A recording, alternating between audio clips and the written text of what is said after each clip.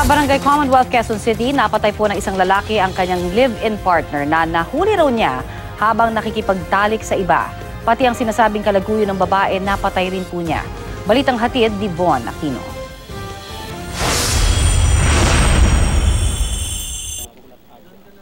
Kusang sumuko ang suspect na ito matapos umaming napatay niya sa saksak ang kanyang live-in partner at kasama nitong lalaki sa MRB Phase 3, Barangay Commonwealth, Quezon City, alas 12 ng hating gabi.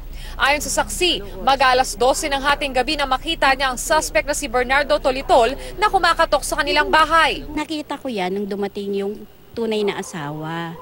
Kumakatok ng malakas sa pinto, patay ang ilaw. Nung bumalik kami ng kasama ko, bukas na yung pinto, pumasok na yung lalaki. So, alam ko na asawa niya yun, kaya hindi na namin siya pinansin. Kwento naman ni Tolitol na galing pa umano ng probinsya, hindi sumasagot sa mga tawag na sa telepono ang kinakasamang si Marilu Bulat-Ag. Pagdating daw niya sa bahay, nasilip daw niya sa bintana na nagtatalik si Bulat-Ag at ang kasama nitong lalaki na kinilalang si Johnny Gulas. Nagbihis muna raw ang dalawa bago buksan ni Bulat-Ag ang pinto. Nang pagbuksan siya ng pinto, dito na umano niya napatay ang dalawa. Pagbukas, sinuntok ako dito. At saka sinaksak ako ng gunting itong sugat ko. Ito. Ala ako gunting, sinaksak ko silang dalawa, ganyan.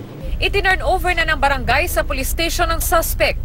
Von Aquino, GMA News.